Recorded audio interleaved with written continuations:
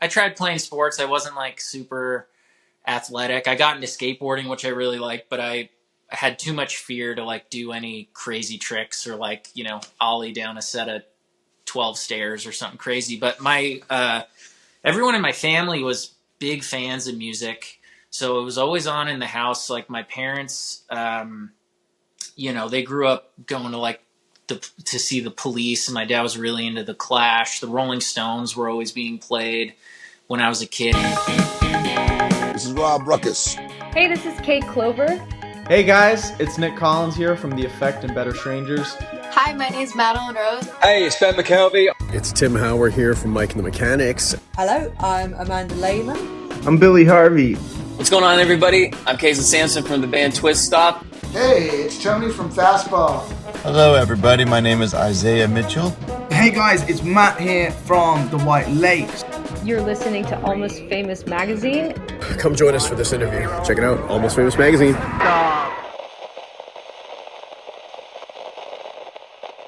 Hey everyone, welcome back to The Hang right here on Almost Famous Magazine's YouTube channel. Thank you to everyone who has watched our great hangs, who have shared them with friends, who have subscribed, rang the bell. You know what to do. We appreciate it. Today is no different than any other. We have an opportunity to speak with a fabulous up-and-coming new artist. Here's one for you. Drummer comes out from behind the drum kit to sing. It's not Phil Collins. It's not Don Henley. It's Peter Landi. So, Peter, welcome to The Hang. Hey, thanks for having me. Absolutely. So, like I just mentioned, there are more bass players and guitarists who end up lead singers. Yeah, it's true. Not so much for drummers. So how did this happen? Tell us the story of how you decided to come out from behind the drum kit and take center stage.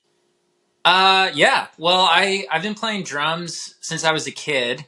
So it was my first instrument. And I also, started playing guitar and writing songs and singing when I was a teenager. And when, my first bands when I was a kid and in high school and out of high school, like I have sang and played guitar as the frontman before, but then the past couple of years I've been a studio session touring drummer, and wasn't really putting any of my own music out there, was making records with a lot of different people and, just predominantly being a drummer. And then when I decided to, put out a solo project, which was something I've never done, put out music under my own name. I was kind of just like, oh, what would make the live show interesting or something different that I hadn't really done before. And yeah, I was just like, maybe I should just sing and play drums and lead the band from behind the kit. So I actually played my first solo show in January, and I tested that out. Like in my head, I was like, this will work, but you never know. Right.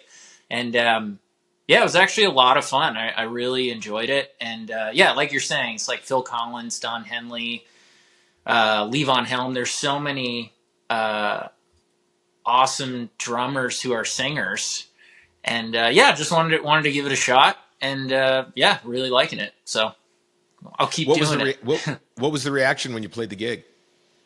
People loved it. It was a benefit show for a friend of ours at this venue actually down the street from me here in Toronto, at this venue / cafe bar called Houndstooth. And I was pretty nervous, not gonna lie, because like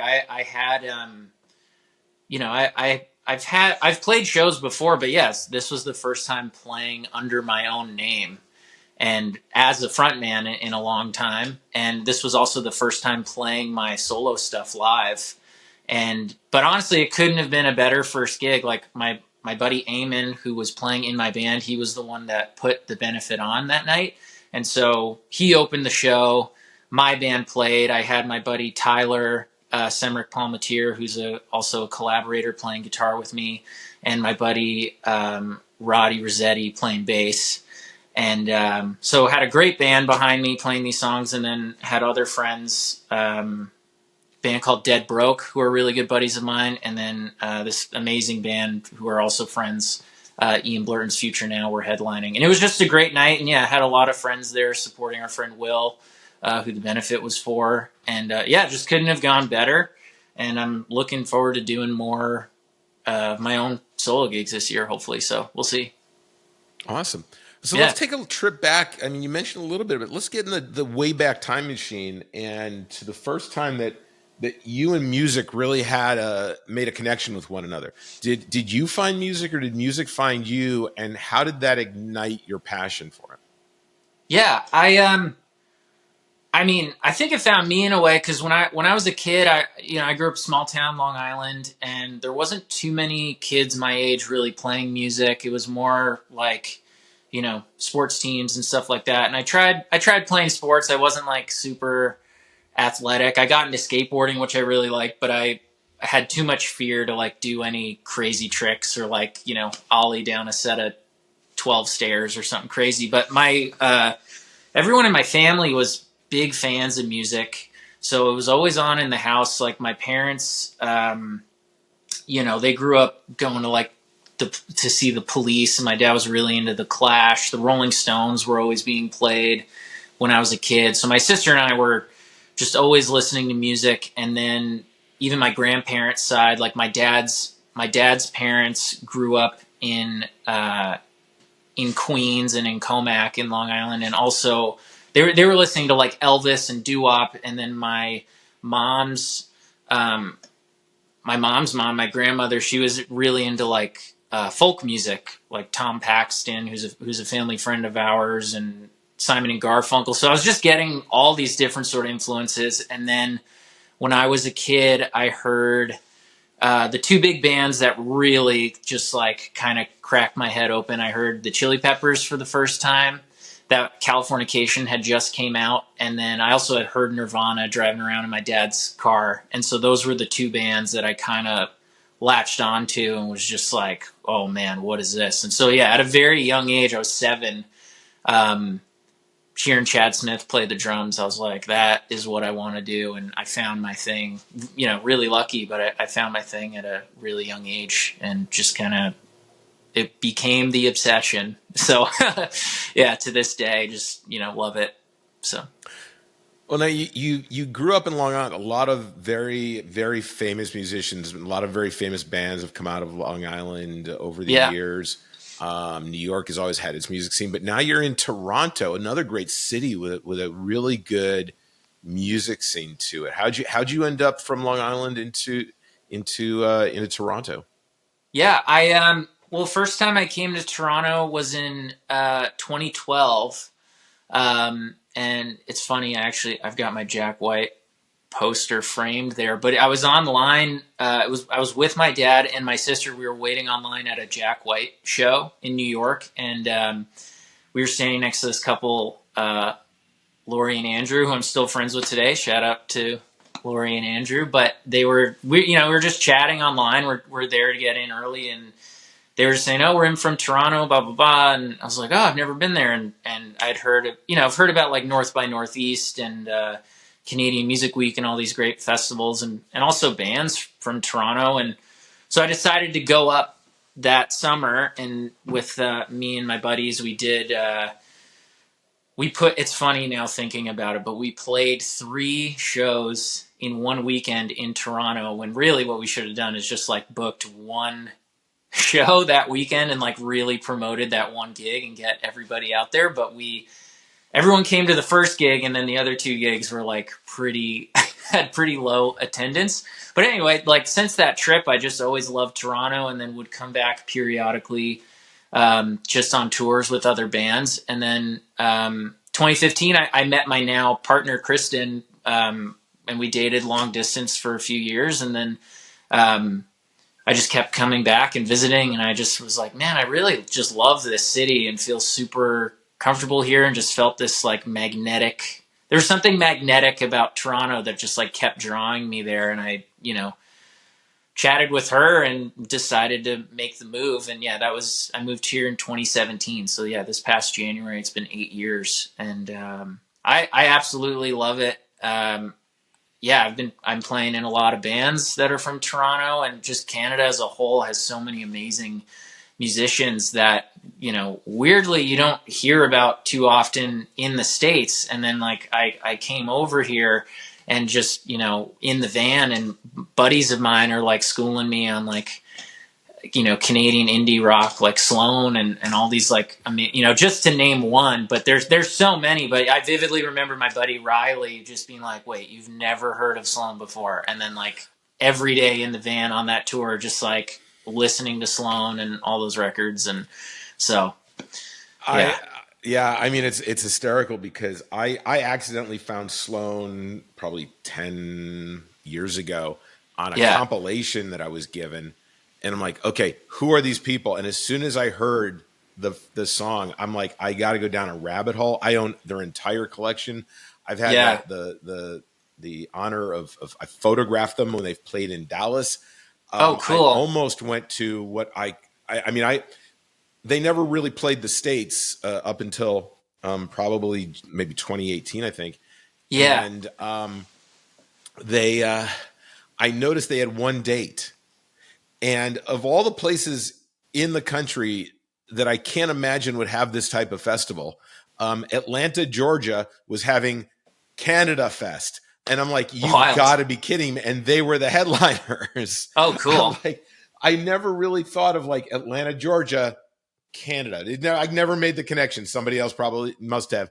Right. I didn't get to see them there, but then they played here in Dallas a couple of times. And I mean, just blow you away. The guys are such great multi-instrumentalists. I love how Sloan passes off the mic. They get behind other instruments, and really they're adept at every instrument in the band, so they can play because they each create different songs for the band. And I absolutely love it. It's very good. It is one of the bands that if you haven't heard of a great Canadian band other than, let's say, Loverboy, Rush, or Bryan Adams, Sloan is up there, and you got to learn about him.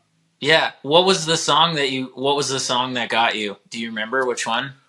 Oh, was it The Best Day of Your, I think it's The Best Day of Your Life, I think it's called. Yeah. The one that got Other Man was the one that got me, because I was just like, this is an incredible song. And like, you don't hear a song told from that perspective, but also just the chord structure and the production, and just like, it's an incredible song. So yeah, I've now seen Sloan so many times, which is funny, going from like not knowing them, and now I may have seen them. They might be one of the bands I've actually seen the most. But yeah, whenever Chris gets behind the drums, there's like one fill that he does that I just watch him and I'm like, what are you doing? Like, I still can't figure it out. But yeah, great band. So big fan. Yeah, and I mean it's crazy because they just trade everything off, and it's like you just don't typically see that these days. Yeah. Everyone has their place in the group. Everyone stays in their lane. But these guys, they'll switch up instruments 3 or 4 times during a show, and it's amazing. So everybody, if you've not seen Slow, we've just totally gotten off the reason we're here today, which is to learn about Peter, and we're going down a Sloan rabbit hole. That's okay. Definitely worth checking out. So Peter, back in, what was it, late March, early April, you had a new release. Tell us about the song. Yeah. March, I put out a new single called Turn Back Now. It's just a new song that I wrote a couple years ago. I was working on during the pandemic, and I had recently my girlfriend and I, Kristen, just moved into our new place, and I was setting up my little like writing room drum studio, and I just started strumming the guitar, and this song came out kind of like not fully formed, but it was there, and I wasn't like 100% sure what it was about. It was, certainly about, uncertainty because of the times that we were going through. It's certainly not a pandemic song, but in that era of time, and a lot of the stuff I was writing, like that sort of infiltrated, the lyrics maybe. But yeah, it's just a new song that I got. I think it's pretty good. I think everyone should check it out. When you write, do you have that, like, does that normally the way that you write, or that where you just sit down and it just comes out, or is writing a chore for you? Is how what is your process and how does the song come to you? Yeah, I would say most of the time it's a chore because, songwriting, like anything else, you got to always be doing it. And that's something that I'm not always doing, and I am trying to get better at it. It's just like every day I should be playing the guitar. Every day I'm playing drums because, I've it's my job. I've got to learn other people's songs. But for me, I really need to probably instead of scrolling on my phone when I'm having my coffee, I should be playing guitar for 30 minutes and just getting in that headspace for the day or whatever. But when I'm in that headspace, sometimes they just come out, and that's kind of, that's where you hope to be, and certainly where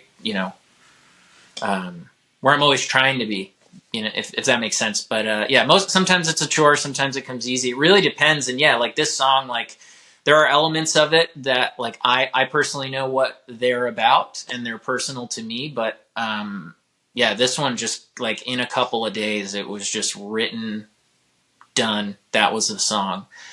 Took quite a while to record, even though it's just 3 chords, but I just had it. I heard it a certain way in my head and just really wanted to make sure that came across, and that is how it was presented. I'm happy it's out there. So, and it's available for people to purchase where? iTunes, it's streamable. I am gonna have one more song come out at the very end of this year, and then when that song's out, I had a tune come out in November called Somewhere. This song, Turn Back Now, and then this song, which I won't mention the title yet, but I'm going to put those 3 out as a EP because they were recorded as so. But I've decided since that to just release them all as individual singles. So eventually they will be on my Bandcamp page, but you can stream them now. So, yeah. So you mentioned that you tour with a lot of different bands. You've done a lot of studio work as a drummer. Yeah. What kind of kit do you typically play?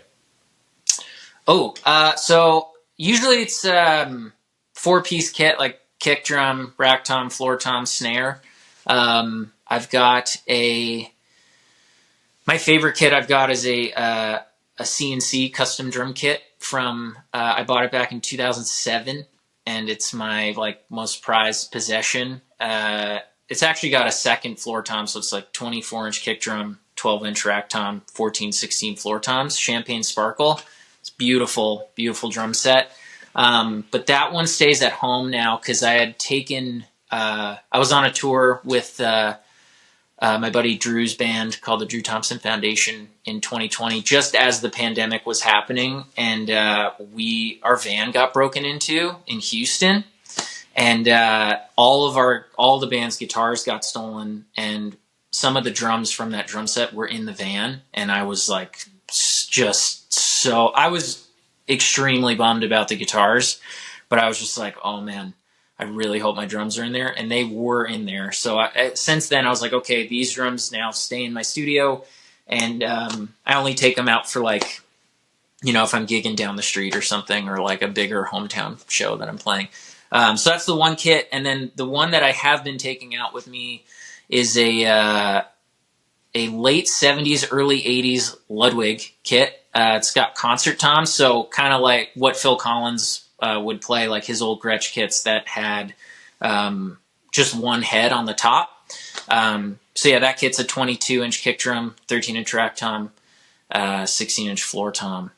And I only play with a couple of cymbals, like a crash and a ride that I also crash with, and hi-hats. But I never got into the really big drum set. Even as a kid, I had a couple, 2 rack toms and some cymbals, but all the bands that I was into as a kid, they all had really smaller kits. I vividly remember seeing the music video. There's this Australian band called The Vines, and they had a song called I think it was Ride.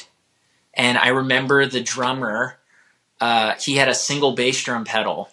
And at the time I had a double bass pedal, and I was that guy looks really cool. This band's very cool. I think I should just play a single bass drum now. But now I want to get back into double bass drum, so we'll see. It's always, isn't it law in Canada that you now have to have at least half of the number of drums in your kit that Neil Peart did? Just yeah. Mark Carney, that was passed earlier this week, actually. So I gotta get on that. So let me ask you this: that you've played with a lot of bands, and one thing, I mean, practice is so important, but you can practice to try and learn something. And I get this all. I'm like, you can learn something perfectly, or you can learn it technically, or somewhere in between. With all the different bands and acts that music that you've created, what's been the hardest, the single hardest song for you to master the right way for the recording or live performance? And how did you do that? Like, what was your process to get it from where it wasn't where it needed to be to where it needed to be for the gig? Right. Okay.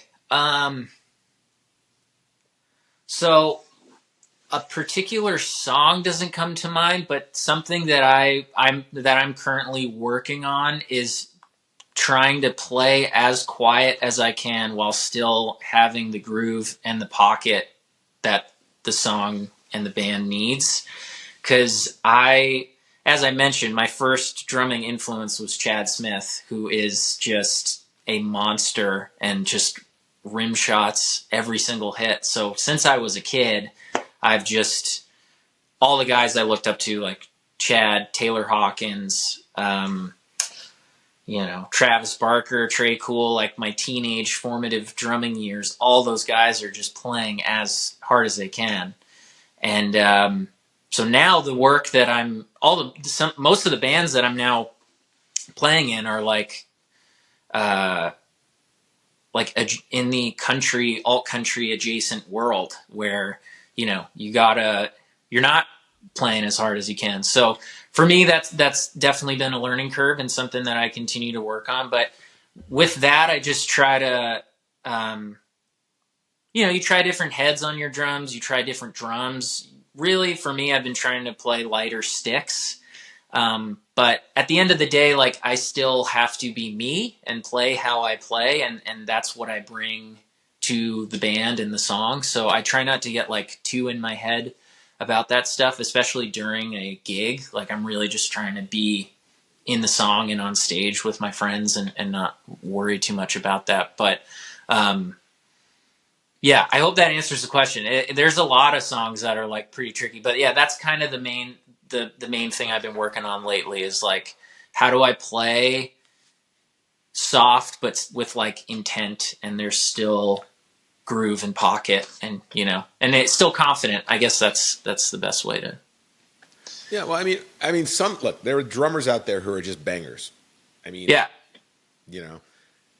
and they fit a certain mold, but they're not versatile enough to give it the nuance necessary that you're describing. So it's really interesting to hear about. You have to learn to actually remove some sound as a drummer.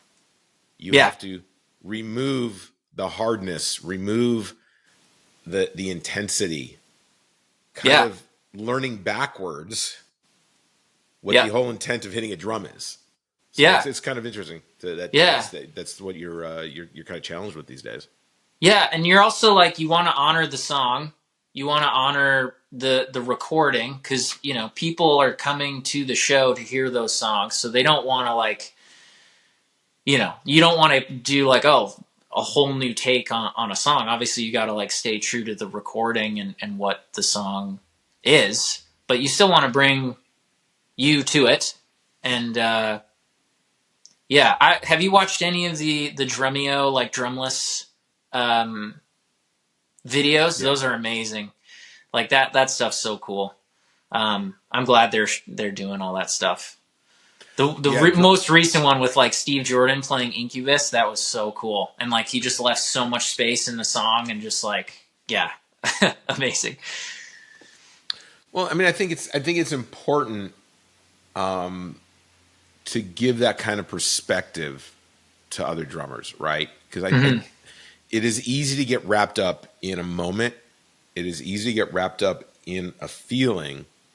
But if neither of those serve the song correctly, you're either not going to continue to have the gig you wanted to have, right? Right. Or you're going to get left behind because they're going to be gigs that people will know you can't play. Mm-hmm.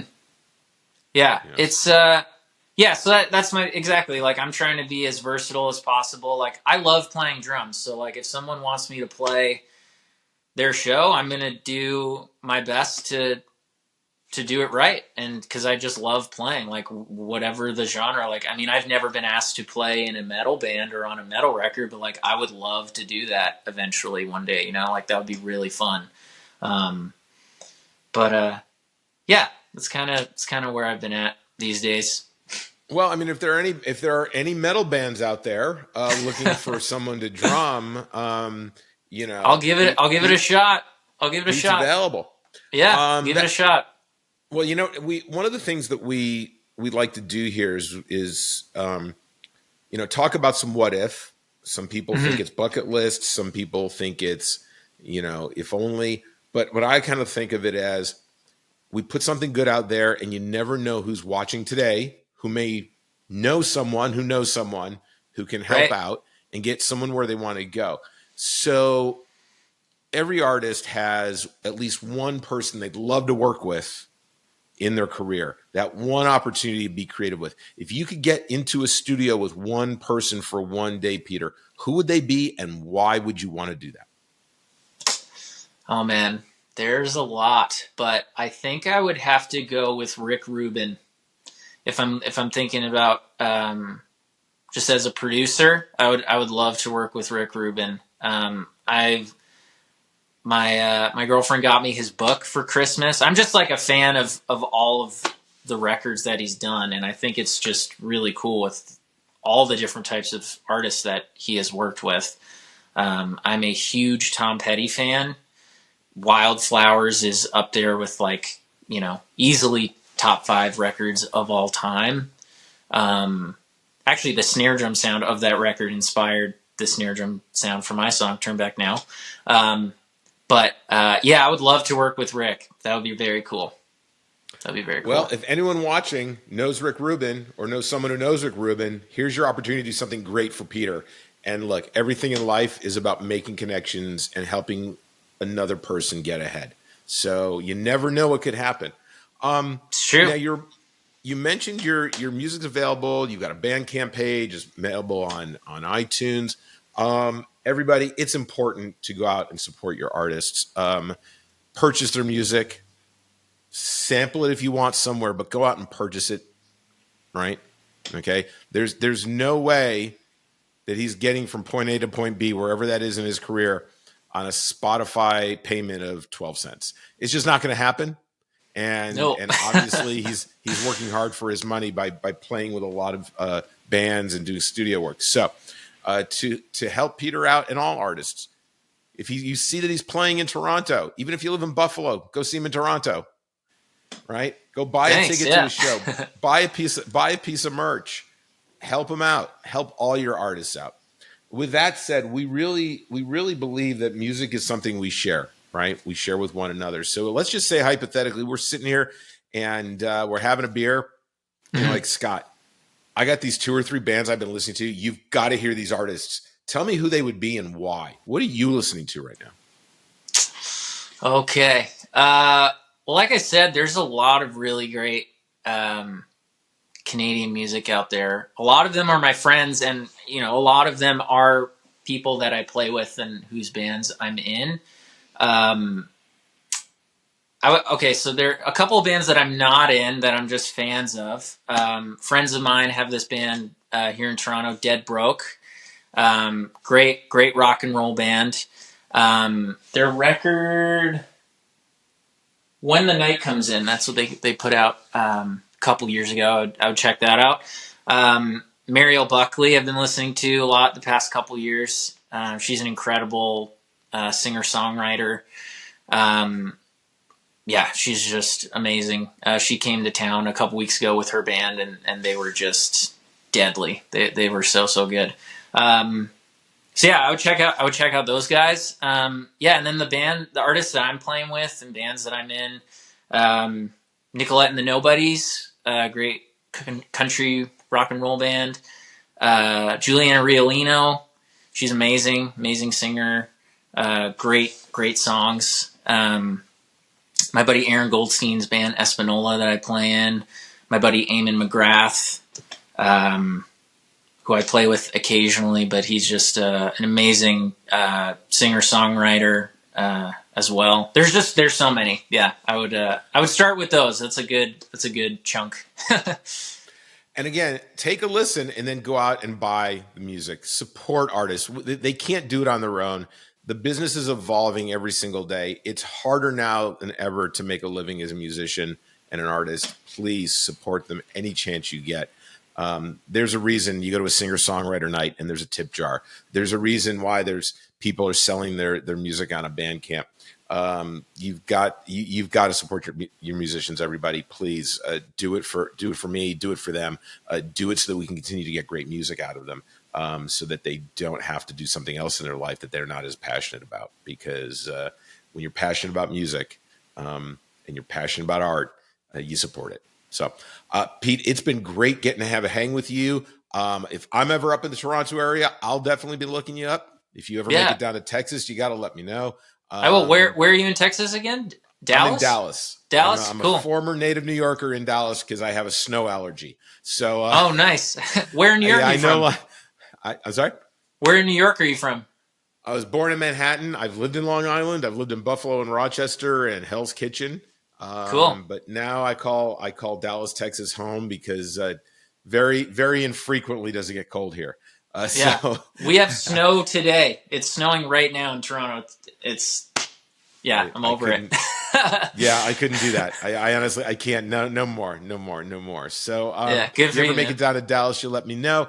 Everybody, thanks for hanging with us. Thanks for learning about Pete and his music. Please go out, listen to his new songs, support him and other artists. We're bringing them to you every week right here on The Hang. We're just chilling, enjoying each other's company and getting to know one another. And it's a really fun time. So please continue to share these, continue to hit the button, and leave comments. We make sure they all get to the artist, and enjoy what we're doing because we love bringing it to you. So Pete, again, thanks for joining me, and we'll see everybody again on a hang soon. Bye for now, everybody. Thanks, Scott.